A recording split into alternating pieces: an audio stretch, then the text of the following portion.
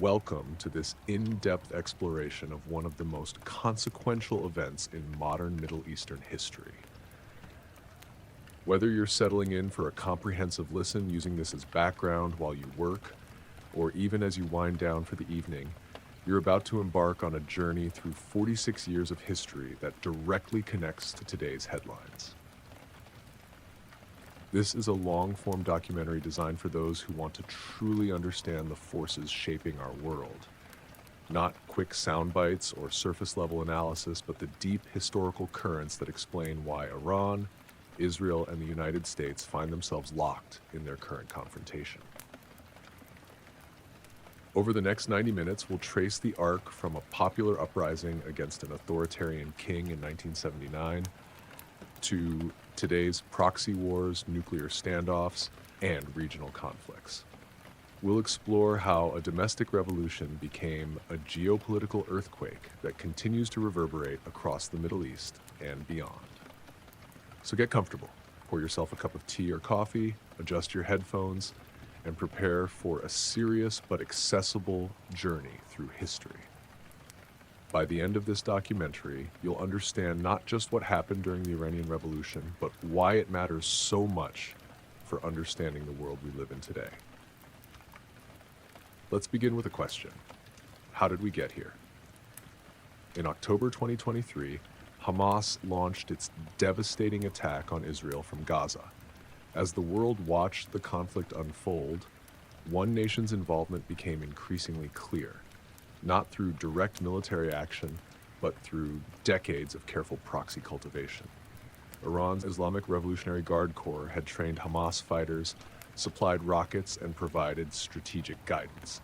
This was not coincidence.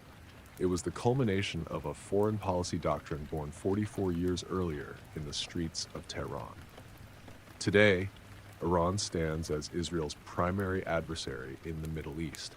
Its nuclear program advances despite international sanctions. Its proxies, Hezbollah in Lebanon, the Houthis in Yemen, Shia militias in Iraq, form what Tehran calls the axis of resistance against Israeli and American influence.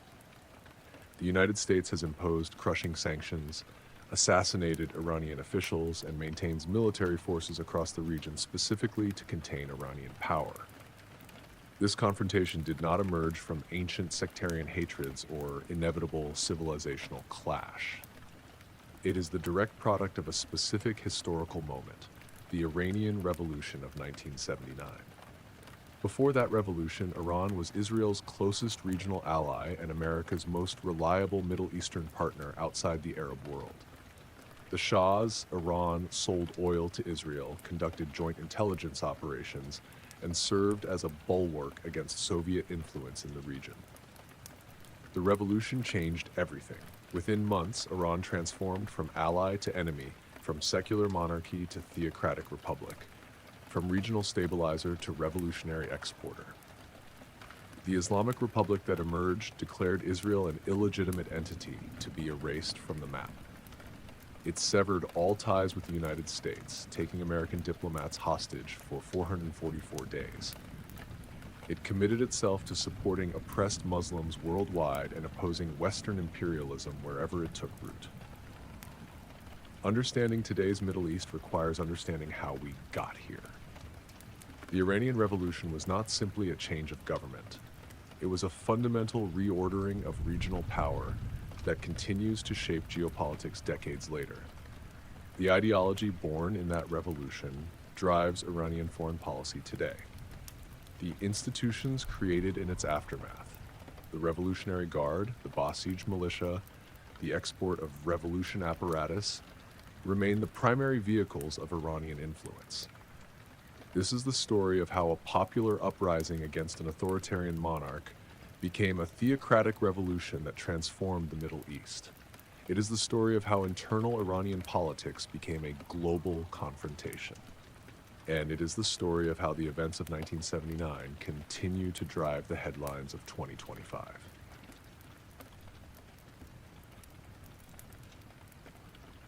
Chapter 1: The Shah's Iran, Autocracy, Modernization, and U.S. Influence. To understand the revolution, we must first understand what it overthrew. Mohammad Reza Shah Pahlavi ruled Iran for 37 years, from 1941 to 1979. His reign embodied the contradictions that would ultimately destroy it. Rapid modernization alongside brutal repression, nationalist rhetoric coupled with deep dependence on foreign powers, promises of prosperity shadowed by massive inequality. The Shah came to power during World War II when Allied forces occupied Iran and forced his father, Reza Shah, to abdicate. The young monarch initially ruled as a constitutional figurehead, but the 1953 coup against Prime Minister Mohammad Mossadegh changed everything. Mossadegh had nationalized Iran's oil industry, challenging British control and threatening Western interests. The CIA and British intelligence orchestrated Operation Ajax, removing Mossadegh and consolidating the Shah's power. This intervention would poison Iranian-American relations for generations. After 1953, the Shah embarked on an ambitious modernization program he called the White Revolution. Launched in 1963, it aimed to transform Iran from a feudal society into a modern industrial state. The program included land reform that broke up large estates, literacy campaigns that built thousands of schools, women's suffrage that challenged traditional gender roles, and massive infrastructure projects that connected remote regions to the capital. The statistics were genuinely impressive. Literacy rates climbed from 30% in 1960 to nearly 60% by 1979. University enrollment increased 15-fold. Iran became the Middle East's second largest economy after Saudi Arabia. Tehran transformed into a gleaming metropolis of 4 million people, complete with modern highways, international hotels, and a growing middle class that embraced Western fashion and culture. Yet the White Revolution created as many problems as it solved.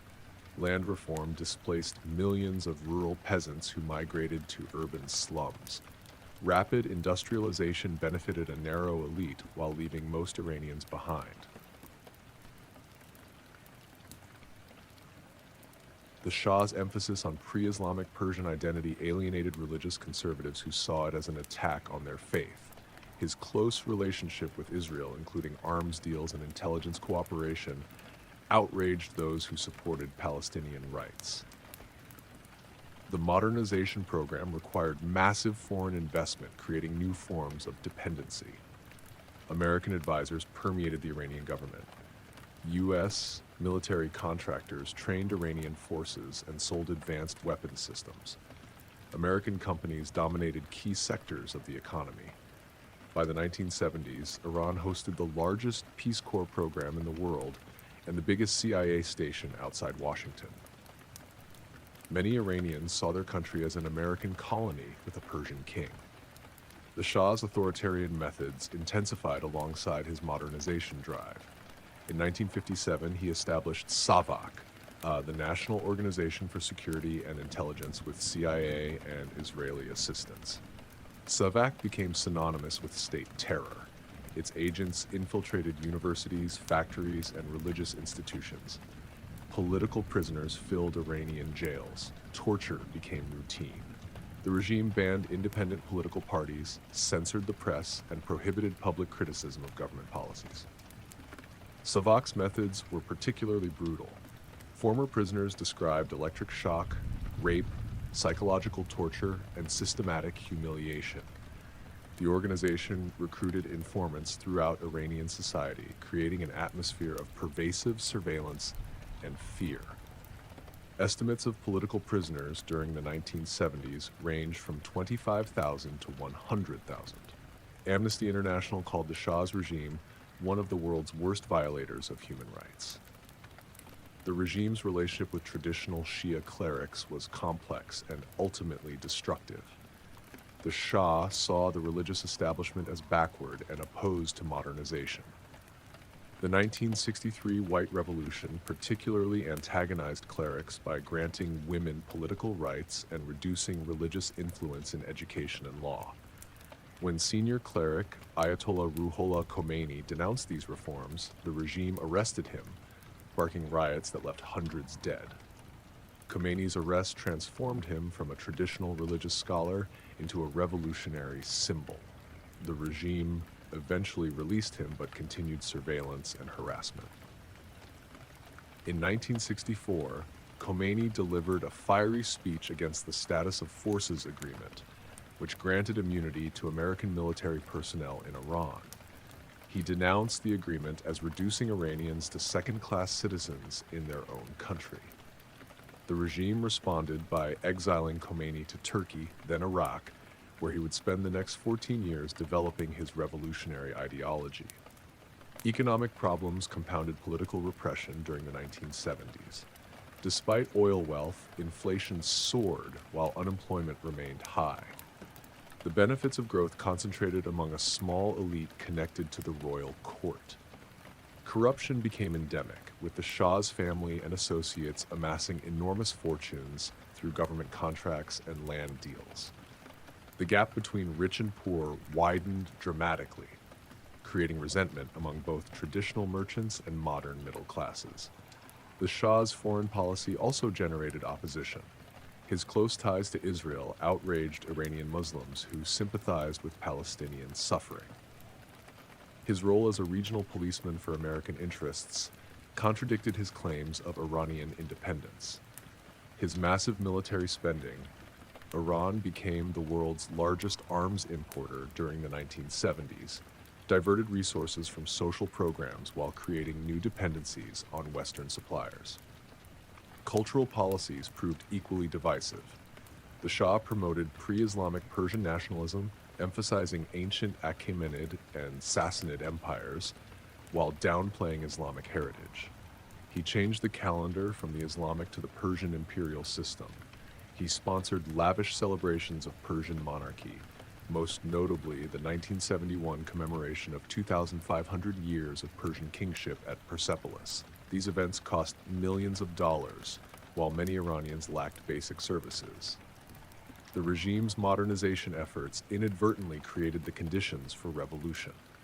Universal education produced a generation of literate Iranians capable of political organization. Urbanization concentrated millions of displaced people in Tehran and other cities where revolutionary ideas could spread rapidly. Economic development created new social classes, students, professionals, industrial workers, with grievances against the existing order. By the mid-1970s, opposition to the Shah's rule had crystallized around several key themes: political repression and human rights violations, economic inequality and corruption, cultural alienation and foreign domination, and religious traditionalism versus forced modernization.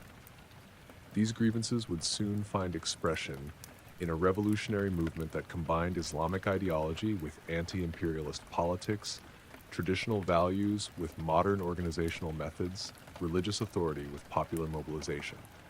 The Shah's Iran was a regime built on contradictions it could not resolve. Modernization without democratization, nationalism without independence, prosperity without equity. These tensions would ultimately prove fatal. The revolution that destroyed this system drew its power from these very contradictions, promising to resolve them through a radically different approach to politics, economics, and Iran's place in the world. Chapter 2: Seeds of Revolution. In the holy city of Najaf, Iraq, an exiled Iranian cleric was preparing a revolution that would reshape the Middle East. Ayatollah Khomeini had arrived there in 1965 after being expelled from Iran for opposing the Shah's reforms. What began as traditional religious scholarship would evolve into a radical new theory of Islamic government that challenged both secular dictatorship and Western influence in the Muslim world. Khomeini was not initially a revolutionary. Born in 1902 in the small town of Khomein, he followed the conventional path of Shia religious education, studying Islamic law, theology, and mysticism in the seminary city of Qom. He became a respected scholar and teacher, known for his expertise in Islamic jurisprudence and his pious lifestyle. His early writings focused on traditional religious subjects rather than political activism. The transformation began in the early 1960s when the Shah's White Revolution directly challenged religious authority. The land reform program affected religious endowments that funded seminaries and clerical activities. Women's suffrage violated traditional interpretations of Islamic law. Educational reforms reduced religious influence in schools. Most provocatively, the regime extended voting rights to religious minorities, which Khomeini denounced as giving non-Muslims authority over Muslims. Khomeini's opposition crystallized in a series of speeches during the spring of 1963. Unlike other senior clerics who confined their criticism to religious matters, Khomeini directly attacked the Shah's legitimacy and his subservience to American interests. The government has sold our independence, reduced us to the level of a colony, and made the Muslim nation of Iran appear more backward than savages in the eyes of the world, he declared from the pulpit in Qom. The regime's response was swift and brutal. On June 5, 1963, Savak agents arrested Khomeini at his home in Qom. News of his arrest sparked riots across Iran, particularly in Tehran, Qom, and other religious centers. Government forces killed hundreds of demonstrators in what became known as the June 15th uprising. The violence only enhanced Khomeini's reputation as a fearless opponent of tyranny. After several months in prison, the regime released Khomeini but kept him under surveillance. His continued criticism of the Shah's policies, particularly the 1964 Status of Forces Agreement granting immunity to American military personnel, led to his arrest again. This time, rather than risk creating a martyr, the government chose exile. In November 1964, Khomeini was flown to Turkey, beginning a 14-year exile that would transform him from a traditional cleric into a revolutionary leader. Initially confined to Turkey, Khomeini was later allowed to move to Najaf, Iraq's premier Shia seminary city. There he established himself among the community of Iranian clerics and began developing the theoretical framework for Islamic Revolution. His teaching attracted students from across the Shia world, but more importantly, he began articulating a political vision that went far beyond traditional religious concerns. The centerpiece of Khomeini's revolutionary theory was the concept of Velayat al-Faqih, or guardianship of the Islamic jurist. Traditional Shia theology held that legitimate government required the presence of the hidden imam, the messianic figure whose return would establish perfect justice on earth. In his absence, clerics should focus on religious matters while tolerating imperfect secular rule. Khomeini challenged this quietist tradition, arguing that qualified Islamic jurists had not only the right but the obligation to rule in the imam's absence. This was revolutionary theology. Khomeini argued that Islamic government was not only possible but necessary. The state must enforce Islamic law, protect Muslim interests, and resist domination by non-Islamic powers. Western-style democracy was rejected as a foreign imposition that subordinated divine law to human whim. Monarchy was condemned as un-Islamic tyranny. Only government by qualified religious scholars could ensure justice and preserve Islamic values. Khomeini's political philosophy extended beyond Iran to encompass the entire Muslim world. He denounced existing Muslim governments as corrupt puppets of Western imperialism. He called for Islamic unity against common enemies, particularly Israel and the United States. He proclaimed the duty of Muslims to support liberation movements worldwide, especially the Palestinian struggle against Israeli occupation. The practical implications were radical. An Islamic government would nationalize key industries, redistribute wealth according to Islamic principles, eliminate foreign influence, and support Muslim causes globally. It would enforce Islamic dress codes, ban alcohol and gambling, segregate education by gender, and restructure society according to religious law. Most provocatively, it would export revolution to other Muslim countries suffering under corrupt secular rule. These ideas reached Iran through an underground network that bypassed government censorship and Savak surveillance. Khomeini's speeches in Najaf were recorded on cassette tapes and smuggled into Iran by pilgrims, students, and merchants. The tapes circulated through mosques, bazaars, and private homes, creating a parallel information system beyond state control. By the mid-1970s, Khomeini's voice was more familiar to many Iranians than their own government's propaganda. The mosque network proved crucial to revolutionary organization. Iran's thousands of mosques provided meeting places that Savak found difficult to monitor effectively. Friday prayer sermons became vehicles for political criticism disguised as religious instruction. Religious festivals and commemorations offered opportunities for mass mobilization. The traditional practice of religious giving created funding sources independent of government control. The bazaar merchants formed another pillar of opposition. Iran's traditional commercial class had historical ties to the religious establishment through family connections, charitable giving, and shared conservative values. The Shah's economic policies threatened their interests by favoring modern industries and foreign competitors. Government corruption and arbitrary rule made business planning impossible. Many merchants saw alliance with the clerics as protection against an increasingly predatory state. Intellectual opposition also gravitated toward Khomeini's movement, despite ideological differences. Secular leftists, nationalist liberals, and religious reformers shared opposition to the Shah's dictatorship and American influence. They saw Khomeini as the most effective voice of resistance, even if they disagreed with his ultimate vision. Writers like Jalal al-Ahmad and Ali Shariati had already developed critiques of Western cultural imperialism that complemented Khomeini's religious nationalism. Ali Ahmad's concept of Westoxification, Garbzadegi, described how uncritical adoption of Western values had poisoned Iranian culture and created a dependent, imitative society. Shariati, a French-educated sociologist, developed a modernist interpretation of Shia Islam that emphasized social justice and anti-imperialist struggle. While these thinkers differed from Khomeini in important ways, their ideas created intellectual groundwork for revolutionary mobilization. Student movements provided energy and organizational skills to the growing opposition. Iranian universities had expanded rapidly under the Shah, creating a large population of educated young people exposed to political ideas, but denied meaningful participation in government.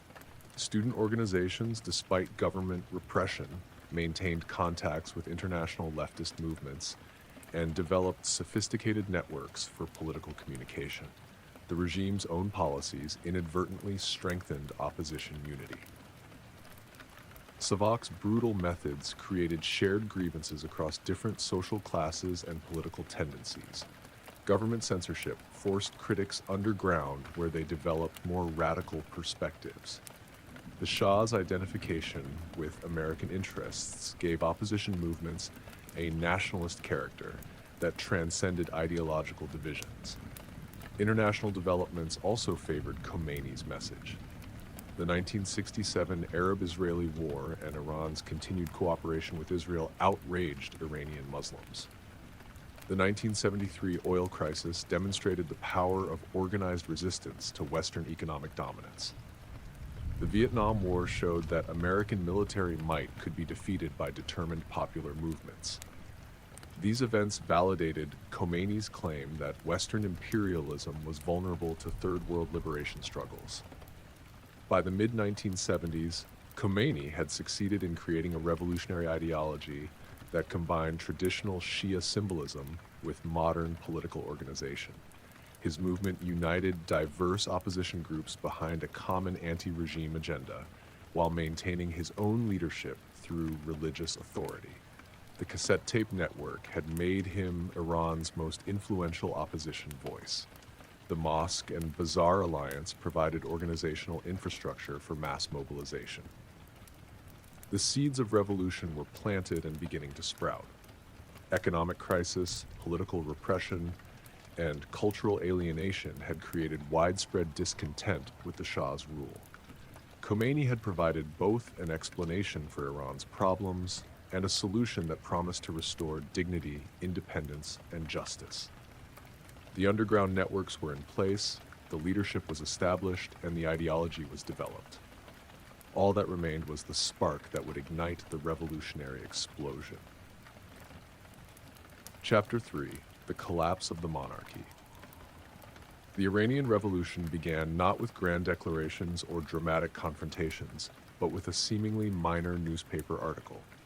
On January 7, 1978, the government daily Etela'at published an attack on Ayatollah Khomeini, calling him a foreign agent and questioning his religious credentials. The article was part of the Shah's liberalization program, designed to release political pressure through controlled criticism of opposition figures. Instead, it lit the fuse that would destroy the Pahlavi dynasty. Students at the Feyzieh Seminary in Qom were outraged by the article's insults to their revered teacher.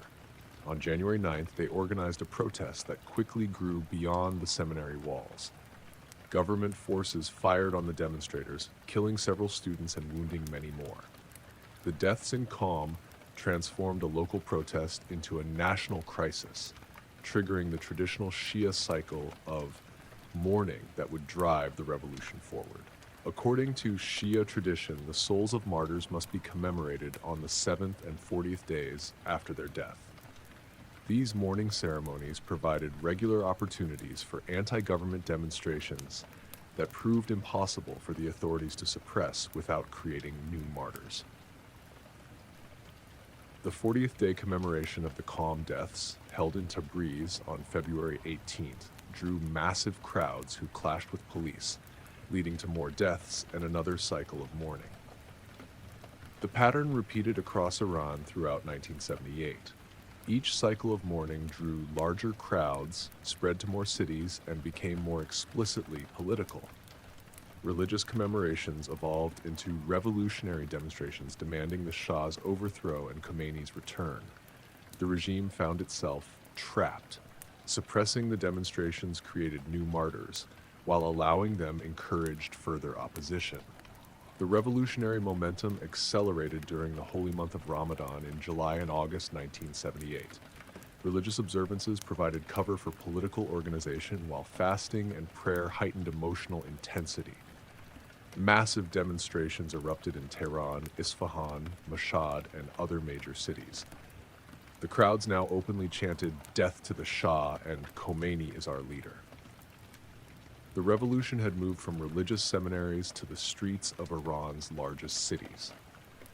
The Shah's response revealed the regime's fundamental weakness. Despite commanding one of the world's most powerful militaries, he proved unable to use decisive force against his own people. Years of dependence on American support had eroded his confidence in independent action. The human rights policies of President Jimmy Carter's administration complicated any crackdown. Most importantly, the Shah himself was suffering from cancer, a closely guarded secret that sapped his will to fight. Instead of decisive action, the regime oscillated between repression and concession, satisfying neither hardliners nor moderates. Liberal Prime Minister Jamshid Amuzagar was replaced by hardliner Jafar Sharif Imami, who promised reforms while arresting opposition leaders. When reforms failed to calm the protests, the government imposed martial law, but triggering even larger demonstrations. The regime's indecisiveness convinced many Iranians that the Shah was finished. The turning point came on September 8, 1978, known as Black Friday. Despite martial law, thousands of demonstrators gathered in Tehran's Jala Square to protest the regime. Government forces opened fire on the crowd, killing dozens and wounding hundreds more. The massacre ended any possibility of compromise between the regime and its opponents. The revolution became total, demanding nothing less than the Shah's complete removal. Black Friday also internationalized the crisis. Television images of government forces firing on unarmed civilians shocked world opinion and complicated American support for the Shah. The Carter administration found itself torn between loyalty to a strategic ally and commitment to human rights principles. American ambivalence further weakened the regime while encouraging the opposition to believe that victory was possible. Economic warfare intensified the political crisis. The oil workers' strike, beginning in October 1978, crippled the economy and demonstrated the regime's loss of control over strategic industries. Government revenues plummeted while international confidence collapsed. The bazaar merchants joined the strikes, shutting down commercial activity in major cities. Even middle-class professionals and government employees stopped working, paralyzing the state apparatus. The strikes were not spontaneous, but carefully coordinated by revolutionary committees that had emerged in workplaces, neighborhoods, and religious centers across Iran. These committees, often led by pro-Khomeini clerics, provided alternative authority structures that challenged government control. They organized demonstrations, distributed revolutionary literature, collected funds for striking workers, and maintained communication with opposition leadership. Khomeini's role became increasingly central as the revolution progressed. From his exile in Najaf, he issued a stream of statements that guided revolutionary strategy and maintained opposition unity. He rejected all compromise with the Shah, demanding complete removal of the monarchy. He promised to establish an Islamic government that would restore Iranian independence and dignity. His uncompromising stance inspired supporters while intimidating government officials. The Shah's decision to pressure Iraq into expelling Khomeini proved counterproductive. Iraqi leader Saddam Hussein, facing his own Shia opposition, agreed to force Khomeini's departure in October 1978. But instead of weakening the revolutionary leader, exile to Paris enhanced his international profile and media access. French authorities, eager to damage American interests in Iran, allowed Khomeini to establish a revolutionary headquarters in the suburb of Neauphle-le-Château. From Paris, Khomeini commanded worldwide attention. International journalists flocked to interview the mysterious Ayatollah, who claimed he would overthrow America's most important Middle Eastern ally. His residence became a pilgrimage site for Iranian opposition activists and foreign revolutionaries. Most importantly, modern communication facilities allowed direct contact with supporters inside Iran, coordinating revolutionary activities in real time. The Paris period revealed Khomeini's political sophistication. He carefully moderated his message for international audiences, emphasizing democracy and human rights rather than Islamic government. He promised to respect minority rights, women's equality, and individual freedoms. He denied seeking political power for himself, claiming he would return to calm to resume religious teaching. These assurances helped legitimize the revolution among liberal Iranians and international supporters. Meanwhile, inside Iran, the monarchy was disintegrating. Military units began defecting to the opposition. Government officials fled the country or switched sides. The state's monopoly on violence collapsed as revolutionary committees took control of neighborhoods and workplaces. By December 1978, the Shah controlled little beyond his palace, and even that was surrounded by hostile crowds. The final crisis began with the Muharram ceremonies in December 1978. This holiest period in the Shia calendar commemorates the martyrdom of Imam Hussein, the Prophet Muhammad's grandson, killed by the Umayyad Caliph at Karbala in 680 CE. The story of Hussein's resistance to tyranny and sacrifice for justice provided perfect symbolism for the anti-Shah movement. Millions of Iranians took to the streets in processions that became massive anti-government demonstrations. The Ashura demonstration on December 11, 1978, marked the revolution's triumph. Over 2 million people marched through Tehran, demanding the Shah's abdication and Khomeini's return. Similar demonstrations occurred in every major Iranian city. The regime made no attempt to suppress the marches, acknowledging its complete loss of control. The monarchy had effectively ceased to exist except in name. Desperate attempts to save the situation through political reform came too late.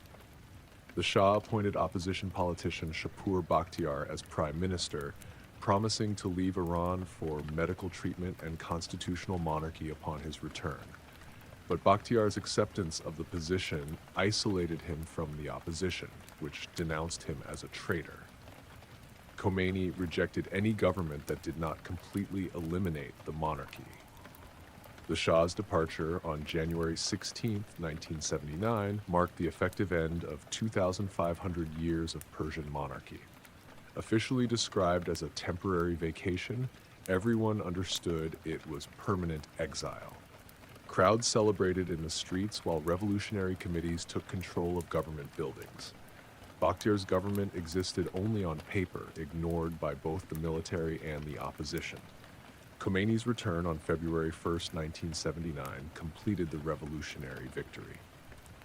Over 1 million people lined the route from Tehran airport to welcome the Ayatollah home. His first speech made clear that no compromise was possible. "I shall kick their teeth in. I appoint the government." 4 days later, he named Mehdi Bazargan as prime minister of a provisional revolutionary government, directly challenging Bakhtiar's authority. The final confrontation came on February 9 to 11, 1979. The Immortal Guards, elite units loyal to the Shah, attempted a coup against the revolutionary government. But key military units, including the crucial Homa Farhan Air Force technicians, sided with the revolution. After 2 days of fighting, the coup collapsed. Bakhtiar fled into hiding, then exile. The revolution had triumphed completely. The speed and totality of the monarchy's collapse shocked observers worldwide. The Shah commanded one of the world's largest military forces, enjoyed massive oil revenues, and possessed the support of both superpowers. Yet his regime crumbled within 13 months of the first protests in Qom. The revolution succeeded because it united diverse opposition groups behind effective leadership, maintained organizational discipline under extreme pressure, and offered a compelling alternative vision for Iran's future. But victory also created new challenges. The revolutionary coalition included secular liberals, leftist radicals, moderate clerics, and Khomeini loyalists with fundamentally different ideas about Iran's future. The struggle for the revolution's soul was about to begin, and it would determine not only Iran's fate, but the course of Middle Eastern politics for decades to come.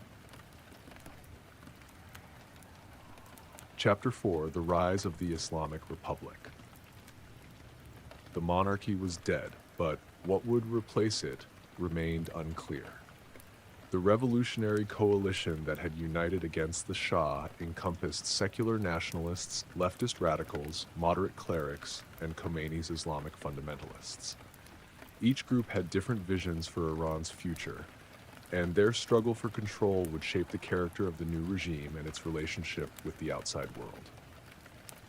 Mehdi Bazargan, Khomeini's choice for provisional prime minister, represented the liberal nationalist wing of the revolution. A French-educated engineer and devout Muslim, Bazargan had spent decades opposing the Shah through his liberation movement of Iran.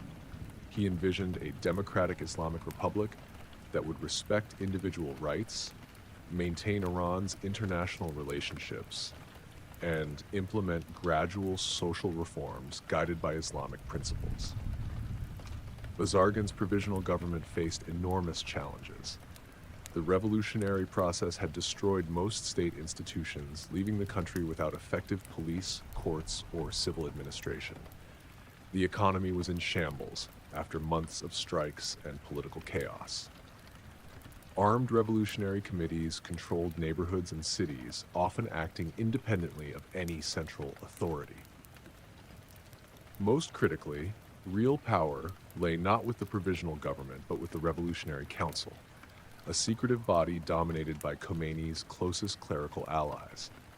The power struggle began almost immediately.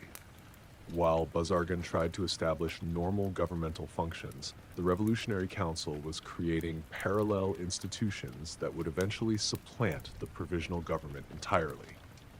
Revolutionary courts, staffed by clerics rather than trained judges, began trying former regime officials. Revolutionary committees took control of property belonging to the royal family and wealthy supporters of the Shah. Most ominously, revolutionary guards were being organized into a military force loyal to Khomeini rather than the state. The referendum on the Islamic Republic, held on March 30 to 31, 1979, demonstrated Khomeini's political mastery. Rather than allowing debate over different constitutional options, the ballot offered only a simple choice: Islamic Republic, yes or no. The overwhelming endorsement, officially 98.2% approval, provided democratic legitimacy for whatever form of government Khomeini chose to establish. But the referendum revealed emerging divisions within the revolutionary coalition. Secular groups criticized the lack of genuine choice, while ethnic minorities in Kurdistan, Khuzestan, and Baluchistan boycotted the vote entirely. The National Democratic Front, led by Hedayatollah Matin Daftari, grandson of former Prime Minister Mossadegh, demanded a constituent assembly draft a democratic constitution. These protests were suppressed by revolutionary committees, foreshadowing the authoritarian character of the emerging regime. The Constitutional Assembly elections in August 1979 completed the Islamic takeover of the revolutionary process. Khomeini's supporters dominated the 73-member body, while secular parties won only a handful of seats. The assembly ignored the draft constitution prepared by the provisional government, which had balanced religious and democratic elements, instead producing a document that institutionalized clerical supremacy through the principle of velayat-e-faqih. The new constitution established a unique system of dual sovereignty: democratic institutions, an elected president, parliament, and cabinet would handle day-to-day governance. But ultimate authority belonged to the supreme leader, a senior cleric who would serve for life and possess sweeping powers over military, judicial, and religious affairs. The supreme leader could dismiss elected officials, veto legislation, and override any decision deemed contrary to Islamic law. Khomeini naturally became the first supreme leader, though the constitution avoided naming him specifically. His authority derived not from popular election, but from religious expertise and revolutionary leadership. The document declared him the representative of the hidden imam, giving his decisions divine sanction. Opposition to the supreme leader thus became not merely political dissent, but religious heresy. The constitutional provisions went far beyond establishing clerical rule. Islamic law was declared the basis of all legislation. Non-Muslims were relegated to second-class citizenship. Women's rights were restricted in marriage, divorce, and child custody. The death penalty was prescribed for adultery, homosexuality, and apostasy.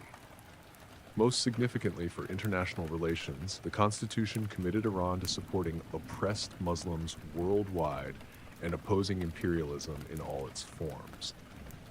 The hostage crisis, which began on November 4, 1979, crystallized the revolution's anti-American character and eliminated the last moderate voices from government. The seizure of the American embassy by radical students was initially a spontaneous action, but Khomeini's endorsement transformed it into official policy. The 444-day crisis served multiple purposes. It humiliated the United States, eliminated pro-Western elements from Iranian politics, and demonstrated the regime's commitment to confronting American imperialism. Bazargan's government collapsed immediately after the embassy seizure. The Prime Minister had been attempting to normalize relations with the United States, even meeting secretly with American officials just days before the hostage-taking. Khomeini's support for the students made Bazargan's position impossible. His resignation removed the last buffer between the clerical establishment and direct political control. The elimination of liberal moderates accelerated during 1980 as the regime consolidated power through systematic repression. The revolutionary prosecutor, Ayatollah Khomeini, became known as the hanging judge for his enthusiastic use of capital punishment against former regime officials and political opponents. Revolutionary courts dispensed summary justice without legal representation or appeal rights. Thousands were executed in the revolution's first 2 years, far exceeding the Shah's political executions during his entire reign. The purge extended beyond former regime supporters to include leftist groups that had supported the revolution. The Moheddin Khalq, a guerrilla organization that combined Marxist politics with Islamic rhetoric, had been crucial allies during the revolutionary struggle. But their vision of a socialist Islamic Republic conflicted with Khomeini's theocratic state. When they protested clerical dominance, the regime branded them as hypocrites and terrorists, beginning a bloody conflict that would claim thousands of lives. The Cultural Revolution launched in 1980 imposed Islamic values on Iranian society through systematic transformation of education, media, and social life. Universities were closed for 3 years while curricula were revised to eliminate Western influences and emphasize Islamic teachings. Women were required to observe strict dress codes in public. Alcohol was banned, gambling outlawed, and Western music prohibited. The Committee for the Promotion of Virtue and Prevention of Vice, modeled on Saudi Arabia's religious police, enforced these regulations through harassment and arrest. The Iran-Iraq War, which began with Saddam Hussein's invasion in September 1980, provided the final element in the Islamic Republic's consolidation. The war created a siege mentality that justified expanded government powers and suppression of dissent. It also militarized Iranian society and elevated the Revolutionary Guard Corps from a partisan militia into Iran's most powerful military and political institution. The Revolutionary Guard Corps, IRGC, had been established in May 1979 to protect the revolution from internal enemies and foreign threats. Unlike the regular military, which retained many officers from the Shah's era, the IRGC recruited from religiously committed volunteers loyal to Khomeini personally. During the war with Iraq, the IRGC expanded rapidly, eventually fielding larger forces than the regular army and developing its own navy, air force, and missile programs. More importantly, the IRGC became the regime's primary tool for exporting revolution to other Muslim countries. The organization established training camps for foreign militants, supplied weapons to liberation movements, and coordinated with Shia communities throughout the Middle East. The creation of Hezbollah in Lebanon in 1985, with IRGC assistance and funding, demonstrated Iran's commitment to spreading its revolutionary model beyond its borders. The war also legitimized the regime's authoritarian practices through appeals to national security. Political opposition was denounced as treason that aided the enemy. Economic hardship was attributed to foreign aggression rather than government policies. The massive casualties, over 1 million Iranians died during the 8-year conflict, created a culture of martyrdom that celebrated death for the cause as the highest religious duty. By 1985, the Islamic Republic had successfully eliminated all alternative power centers and established clerical dominance over Iranian politics. The revolutionary coalition had been purged of secular elements, leftist radicals, and moderate clerics who challenged Khomeini's authority. Democratic institutions existed, but functioned within strict limits imposed by unelected religious authorities. Civil society was subordinated to state control through revolutionary organizations that penetrated every aspect of Iranian life. The transformation was remarkable in its scope and speed. Within 6 years, Iran had evolved from a secular monarchy allied with the West into a theocratic republic committed to revolutionary Islam and anti-imperialism. The new regime's ideology explicitly rejected the international system established after World War II, challenging both capitalist and communist models in favor of a third way based on Islamic principles. The institutions created during this period, the Supreme Leader, Revolutionary Guard Corps, Assembly of Experts, Guardian Council, would prove remarkably durable. They survived Khomeini's death in 1989, the end of the Iran-Iraq War, and numerous internal and external challenges. The Islamic Republic had successfully institutionalized revolutionary ideology, creating a system capable of perpetuating itself while maintaining its foundational commitment to confronting Western influence and supporting Muslim liberation movements worldwide. This institutional consolidation set the stage for the regime's most consequential foreign policy innovations: the systematic cultivation of proxy forces throughout the Middle East and the development of capabilities to threaten Israel directly. The revolution that had begun as a domestic uprising against authoritarian rule was about to reshape the entire regional balance of power. Chapter 5: Consolidation and Conflict. The Iran-Iraq War transformed the Islamic Republic from a revolutionary government into a revolutionary state. The 8-year conflict from 1980 to 1988 militarized Iranian society, consolidated clerical control, and established the ideological framework for Iran's confrontational foreign policy that continues today.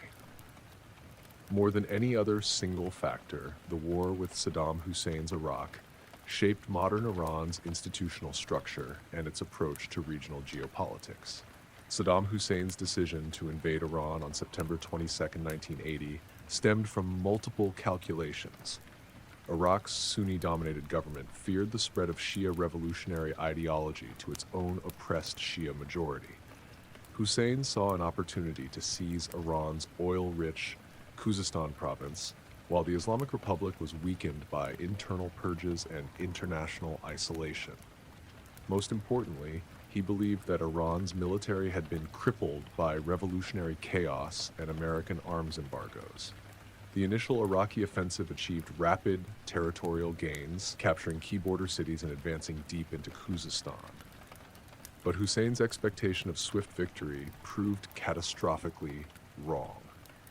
Rather than collapsing, the Islamic Republic rallied around the concept of sacred defense, transforming a territorial conflict into a holy war that would define Iranian identity for generations.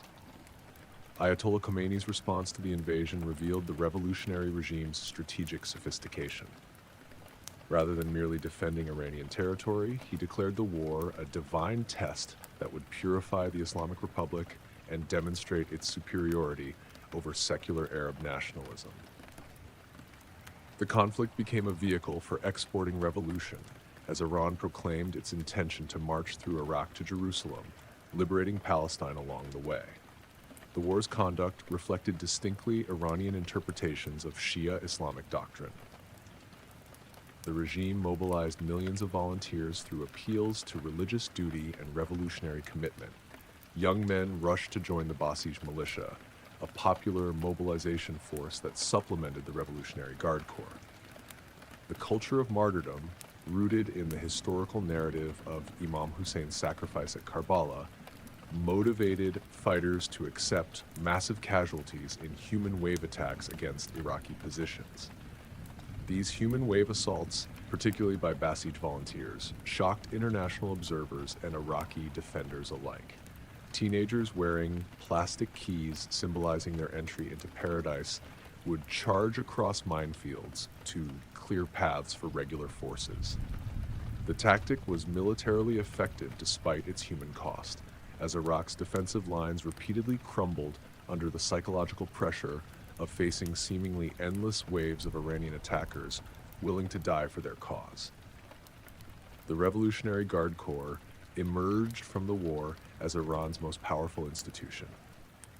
Initially formed as a parallel military to counter potential coups by the regular army, the IRGC grew during the conflict into a comprehensive security apparatus encompassing ground forces, naval units, aerospace capabilities, and intelligence operations.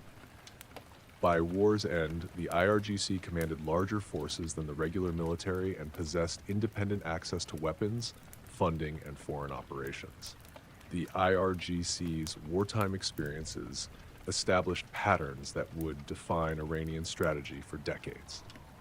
The organization learned to operate effectively despite international arms embargoes by developing domestic production capabilities and cultivating relationships with unconventional suppliers.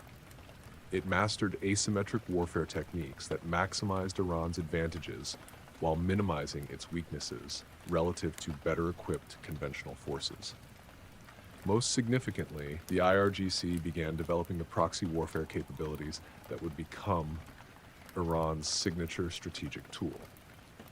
Unable to match Iraqi conventional superiority, Iranian forces increasingly relied on irregular tactics, supporting Kurdish rebels in northern Iraq, training Shia militias to conduct sabotage operations, and coordinating with Syrian forces to open a second front against Iraq through Lebanon. The creation of Hezbollah in Lebanon during 1985 demonstrated Iran's growing sophistication in proxy warfare. The IRGC dispatched approximately 2,000 Revolutionary Guards to Lebanon's Bekaa Valley, where they established training camps and coordination centers for Lebanese Shia militants fighting Israeli occupation. The new organization combined Iranian revolutionary ideology with Lebanese nationalism, creating a hybrid movement that served Iranian strategic interests while maintaining indigenous legitimacy. Hezbollah's spectacular attacks against American and French forces in Beirut, the October 1983 bombings that killed 241 American servicemen and 58 French soldiers, revealed Iran's willingness to directly confront Western powers through proxy forces. The attacks achieved their strategic objective of forcing Western withdrawal from Lebanon while maintaining Iranian deniability. This model of indirect confrontation would become central to Iranian regional strategy.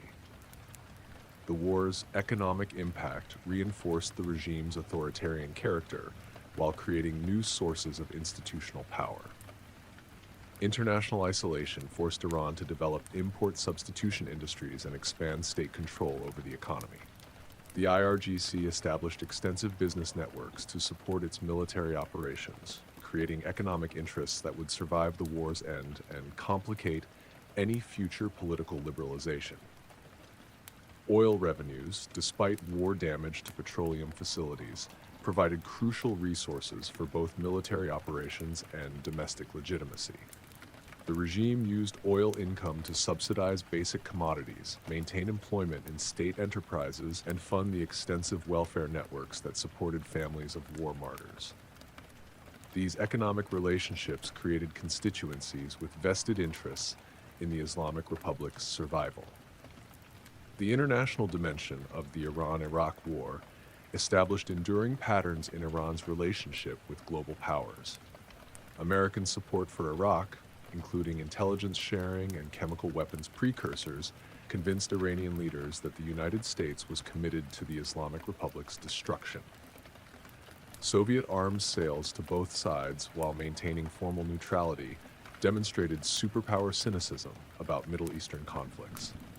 The chemical weapons attacks that Iraq launched against Iranian forces and civilians became a defining trauma for the Islamic Republic.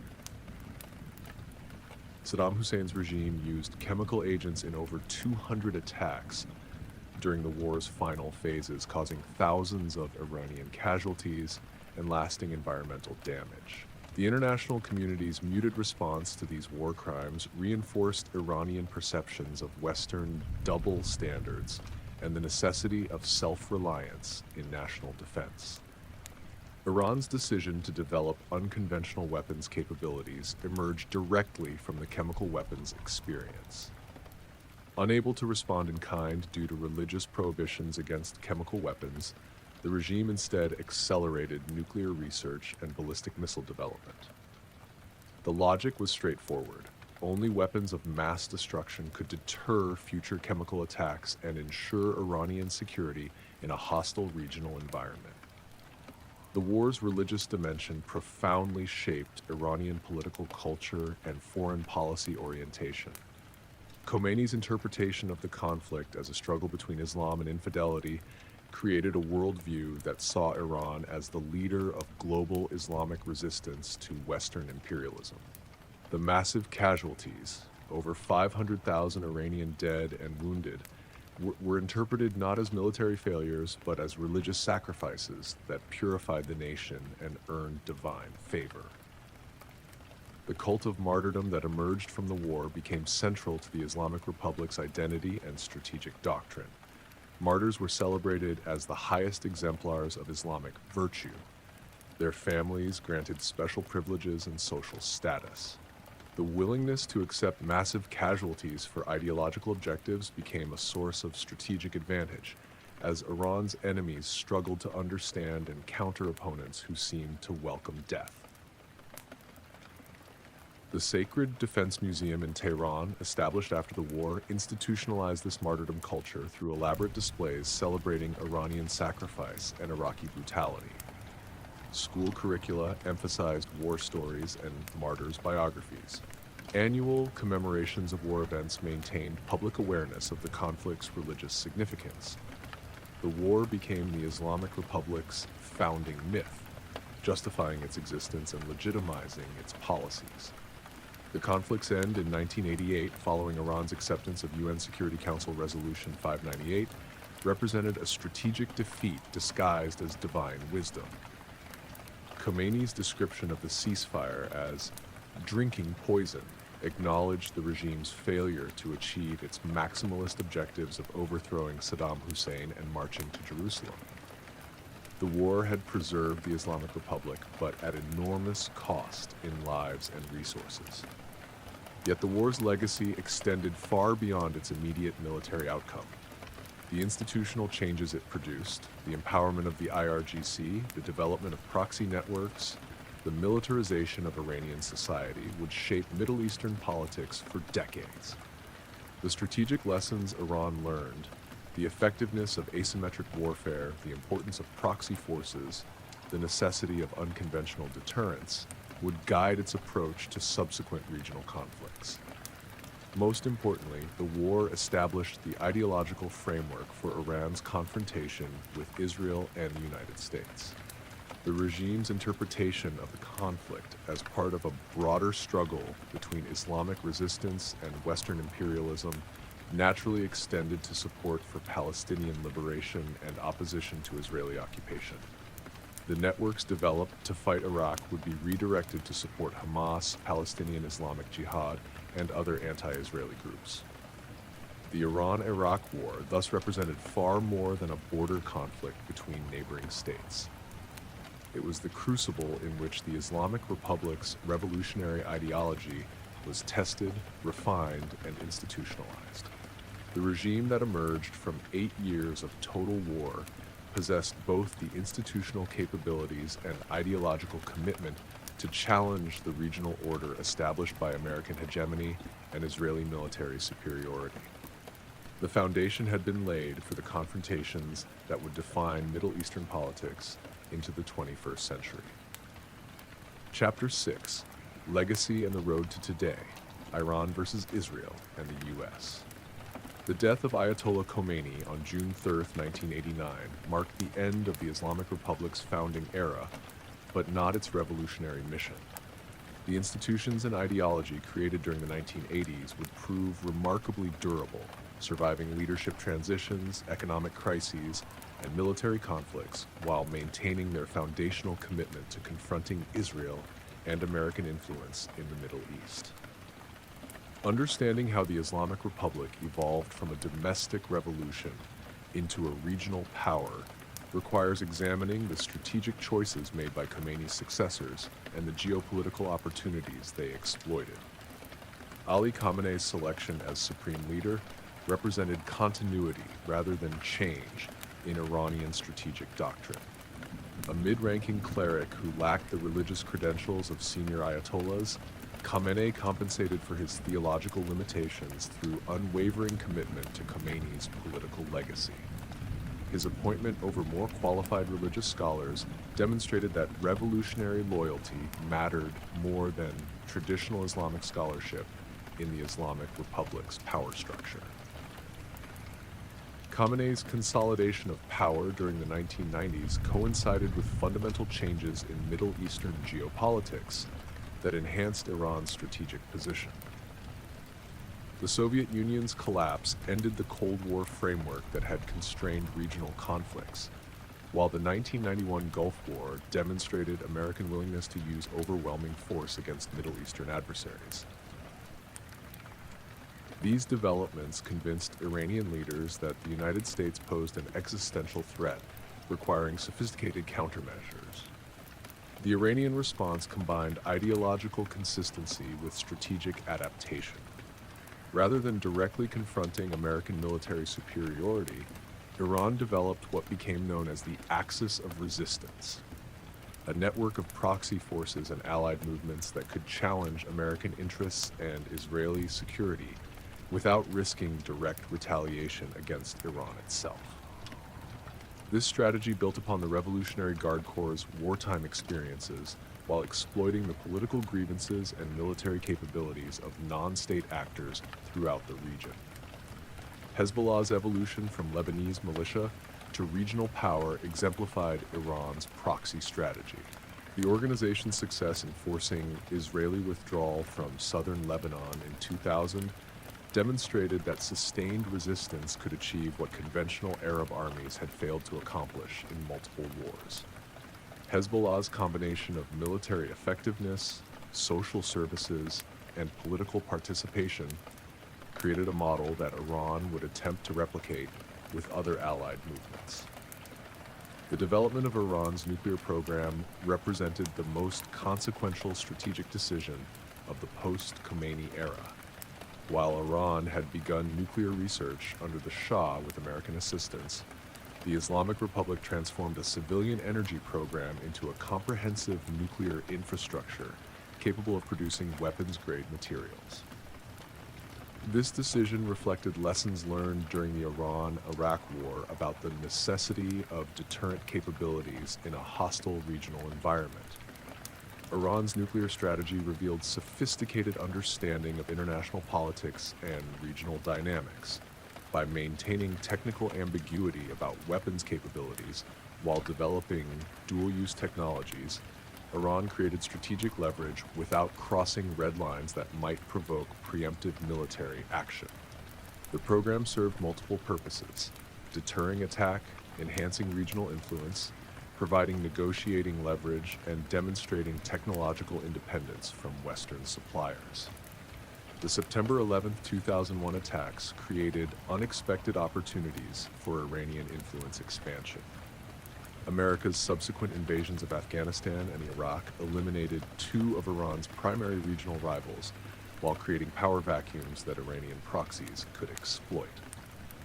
The Taliban's fall removed a hostile Sunni fundamentalist regime from Iran's eastern border, while Saddam Hussein's overthrow eliminated the Sunni Arab strongman who had waged 8 years of war against the Islamic Republic.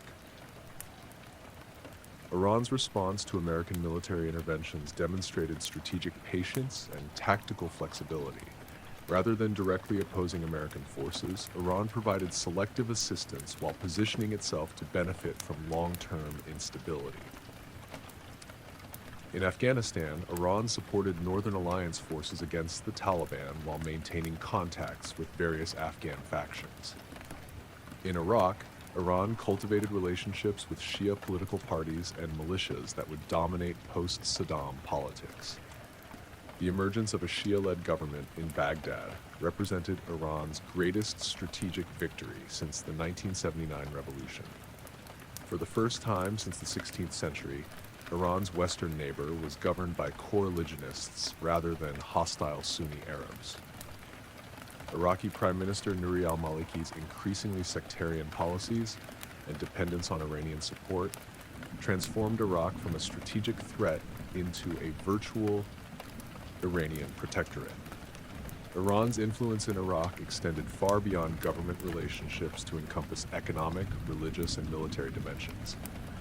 Iranian companies secured major reconstruction contracts, while Iranian pilgrims generated billions in revenue for Iraqi shrine cities. The Revolutionary Guard Corps trained Iraqi security forces and supported Shia militias that became integral to Iraqi politics. Most importantly, Iraq provided a strategic corridor connecting Iran to Syria and Lebanon, enabling more effective support for anti-Israeli proxy forces. The Syrian civil war, which began in 2011, tested Iran's commitment to its regional alliance system while providing opportunities to enhance strategic capabilities.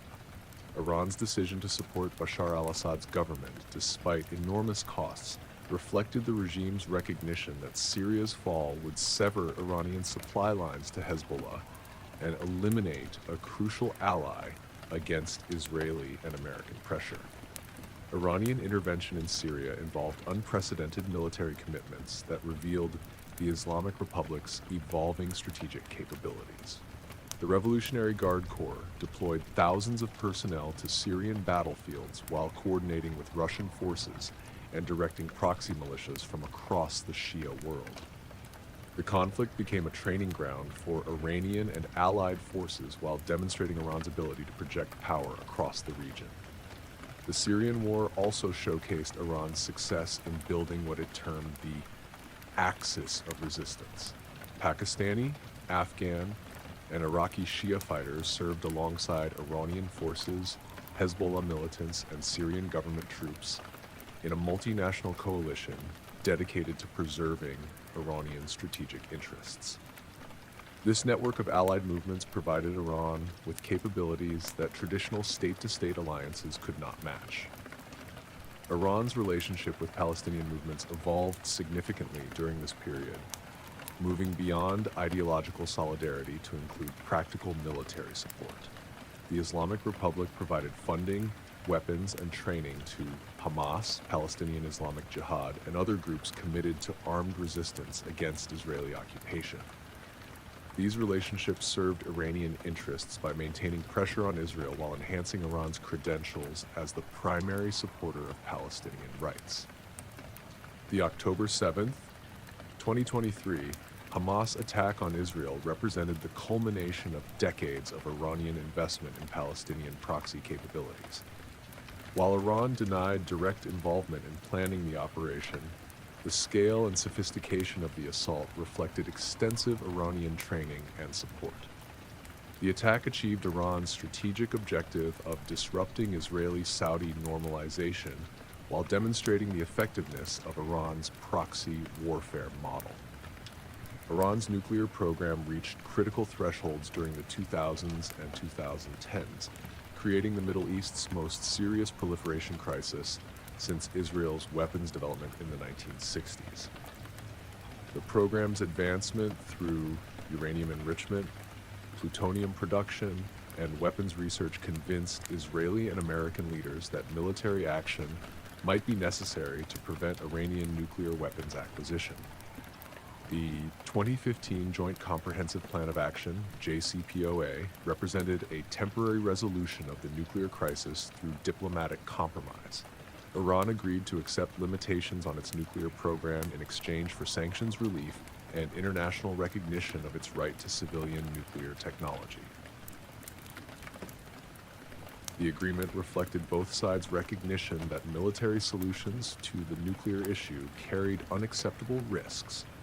President Donald Trump's withdrawal from the JCPOA in 2018 and reimposition of maximum pressure sanctions marked a return to confrontational policies that had characterized Iranian-American relations since 1979. Iran's response, gradually reducing compliance with nuclear restrictions while expanding proxy activities, demonstrated the regime's confidence in its strategic position and willingness to escalate tensions rather than capitulate to American pressure.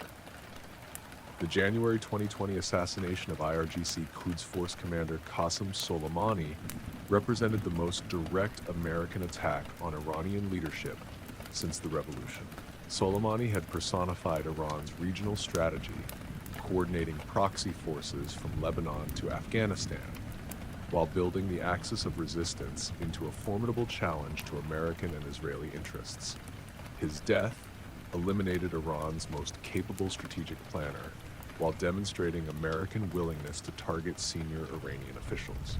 Iran's measured response to Soleimani's assassination, ballistic missile strikes against American bases in Iraq that caused no fatalities, revealed both the regime's desire to avoid full-scale war and its confidence in deterrent capabilities. The attack marked the first time Iran had directly struck American forces since 1979, crossing a significant escalation threshold while maintaining plausible restraint.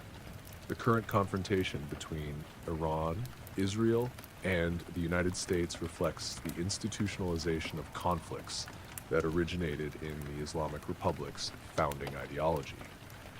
Iran's commitment to supporting Palestinian resistance, opposing Israeli occupation, and challenging American regional hegemony stems directly from the revolutionary principles articulated by Khomeini in the 1970s and 1980s. Yet this confrontation also reflects the success of Iranian strategic adaptation over 4 decades. The Islamic Republic has survived American pressure, Israeli threats, regional isolation, and internal challenges while expanding its influence throughout the Middle East. The axis of resistance now encompasses movements from Yemen to Lebanon that can threaten American allies and Israeli security in ways that conventional military forces cannot match.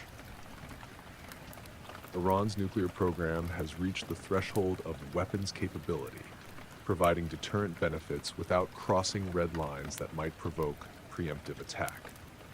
The regime's mastery of proxy warfare has created strategic depth that complicates military responses to Iranian actions. Most importantly, Iran has successfully positioned itself as the champion of resistance to Western imperialism and Israeli occupation, enhancing its appeal to Muslims worldwide. The confrontation's current intensity reflects both the Islamic Republic's growing capabilities and the perceived threat these capabilities pose to Israeli security and American regional dominance. Iran's support for Hamas and other Palestinian groups directly challenges Israeli security while undermining American efforts to integrate Israel into regional order through normalization agreements with Arab states. The nuclear dimension adds urgency to this confrontation, as both Israel and the United States view Iranian weapons capability as an unacceptable threat requiring preventive action. Iran's threshold status, possessing the technical capability to produce weapons quickly while maintaining plausible civilian purposes, creates instability that could trigger military conflict despite all parties' stated desire to avoid war. The Islamic Republic's durability and regional influence represent the Iranian Revolution's most significant international legacy. The ideological framework developed in opposition to the Shah's regime has proven capable of guiding Iranian policy through multiple crises while maintaining popular legitimacy despite economic hardship and international pressure. The institutions created during the revolution's early years, particularly the Revolutionary Guard Corps and its proxy networks, have become formidable instruments of regional power projection. Understanding today's Middle Eastern conflicts requires recognizing how the Iranian Revolution fundamentally altered regional dynamics. The transformation of Iran from American ally to primary adversary, from secular monarchy to revolutionary theocracy, from regional stabilizer to axis of resistance leader. These changes stem directly from the events of 1978 and 1979 and their subsequent institutionalization under the Islamic Republic. Closing reflections. 46 years after the Iranian Revolution began, its consequences continue to reshape Middle Eastern politics and global security. What started as a domestic uprising against authoritarian rule has evolved into a comprehensive challenge to the international order established after World War II. The Islamic Republic's confrontation with Israel and the United States reflects not ancient religious hatreds or civilizational conflicts, but the logical evolution of an ideology forged in opposition to Western influence and regional inequality. The revolution's most profound legacy lies in demonstrating that determined popular movements can overthrow seemingly powerful regimes and establish alternative forms of governance. The Shah's Iran possessed massive military forces, enormous oil wealth, and superpower backing, yet collapsed within 13 months when confronted by organized popular resistance. This lesson has not been lost on other movements seeking to challenge established order throughout the developing world. The Islamic Republic's institutional innovations, particularly the concept of velayat-e-faqih and the development of proxy warfare capabilities, have provided models for other movements seeking to combine religious authority with political power. The success of Iran's axis of resistance in challenging Israeli and American regional dominance has inspired similar approaches by other non-state actors, from ISIS to various African liberation movements. Yet, the revolution's legacy extends beyond institutional models to encompass the ideological framework that continues to drive Iranian foreign policy. The Islamic Republic's commitment to supporting oppressed Muslims worldwide, opposing Western imperialism, and eliminating Israel reflects not tactical calculations, but foundational principles established during the revolutionary period. These commitments have proven remarkably consistent across different leaders, international circumstances, and domestic challenges. The current crisis in the Middle East, encompassing the Gaza war, nuclear proliferation, proxy conflicts, and great power competition, cannot be understood without recognizing how the Iranian Revolution fundamentally altered regional dynamics. Iran's transformation from American ally to primary adversary created the central axis of conflict that defines contemporary Middle Eastern politics.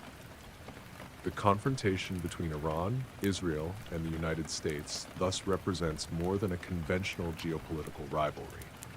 It reflects the collision between revolutionary ideology committed to transforming the international system and established powers determined to preserve existing arrangements. The Iranian Revolution's enduring relevance lies not in its specific institutional innovations, but in its demonstration that fundamental change remains possible even in seemingly stable international systems. The revolution's shadow will continue to shape Middle Eastern politics as long as the Islamic Republic maintains its founding commitments, and the grievances that originally motivated the revolutionary movement remain unresolved. Understanding how we got here, how a domestic uprising became a regional revolution that continues to challenge global order, remains essential for anyone seeking to comprehend the forces driving contemporary international conflicts.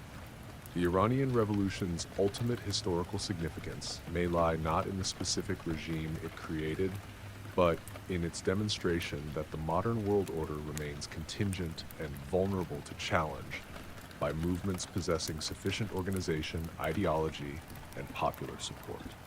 That lesson resonates far beyond the Middle East, making the Iranian Revolution's legacy relevant to understanding political change throughout the developing world. In examining how we got here, we discover that the path from 1979 to today was neither inevitable nor accidental.